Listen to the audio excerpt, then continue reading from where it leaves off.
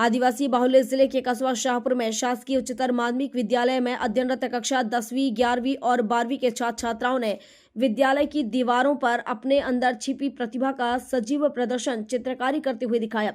छात्र छात्राओं के द्वारा ग्रुप बनाकर सामूहिक रूप से दीवारों पर जिले की धरोहर गौणी चित्रकला के साथ पर्यावरण संरक्षण तथा विज्ञान से संबंधित बेहद ही खूबसूरत चित्रकारी दीवारों पर उकेरी गई है, जिससे विद्यालय के सामने की मुख्य दीवारें देखती ही बनती हैं। इससे एक बात स्पष्ट होती है कि विद्यालय में पढ़ाई के साथ साथ बच्चों को उनके अंदर छिपी कला को प्रदर्शित करने के भी भरपूर अवसर मिलना चाहिए, जिसकी मिसाल शाहपुर विद्यालय में अध्ययनरत छात्र छात्राओं ने अपनी सुंदर चित्रकला का प्रदर्शन पेश किया है। इस बाबत विद्यालय प्राचार्य मोहम्मद शहीद खान ने बताया कि इनका प्रयास है कि विद्यालय आने वाले छात्र छात्राओं को विद्यालय में पढ़ाई के साथ खेलकूद एवं ऐसे अवसर मिलना चाहिए जिससे बच्चों के अंदर छिपी प्रतिभाओं में निखार आ सके। हर बच्चों में कोई न कोई प्रतिभा छिपी होती है।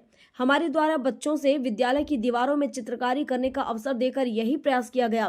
प्राचार्य का मानना है कि नवनिर्मित स्कूल भवन में छात्र छात्राओं के लिए सभी सुविधाएं उपलब्ध है, लेकिन इनके खेलने के लिए मैदान की उपलब्धता नहीं है। स्कूल भवन के सामने मैदान तो है, लेकिन बच्चों के खेलने लायक नहीं है। अगर मैदान का समतलीकरण करा दिया जाए तो बच्चों को खेलने के लिए मैदान की कमी पूरी हो जाएगी।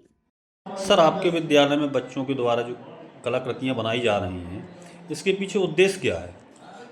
सर देखिए, केवल पुस्तक पढ़ाना ही हमारा उद्देश्य नहीं है, बच्चों के सर्वांगीण विकास होना चाहिए।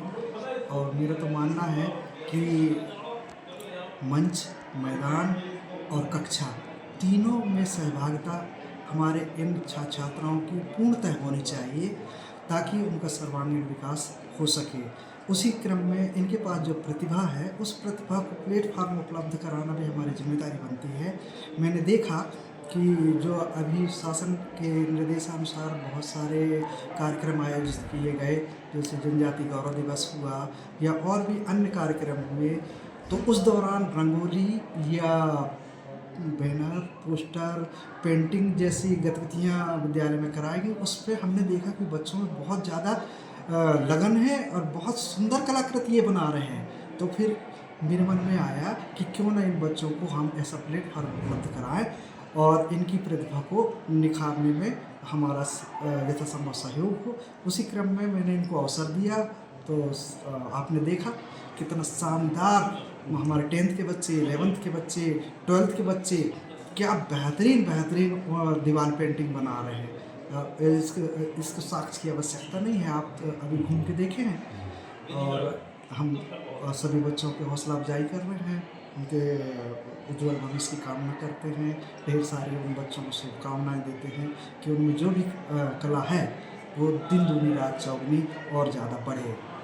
और बच्चों को क्या समस्याओं से परेशान होना पड़ रहा है? सर लगभग यहाँ पर सर्व सुविधा युक्त विद्यालय शासन की तरफ से हमें मिला है। शानदार यहाँ पर स्मार्ट क्लास है और पूरे कक्ष बड़े साफ़ सुथरे हैं, पानी की व्यवस्था है, बिजली है, सारी सुविधाएं हैं। लेकिन मुझे जहाँ तक थोड़ी सी कमी महसूस हो रही है कि मैदान का अभाव, हमारे इन छात्र छात्रों को खेलने के लिए मैदान की विशेष कमी है। आप देखेंगे कि विद्यालय के सामने शासकीय भूमि है जो विद्यालय के नाम में है, लेकिन अव्यवस्थित है और बहुत ज़्यादा उबड़ खाबड़ है, जहाँ पर हमारे बच्चे किसी भी प्रकार से उसको उपयोग करने से वंचित हो रहे हैं।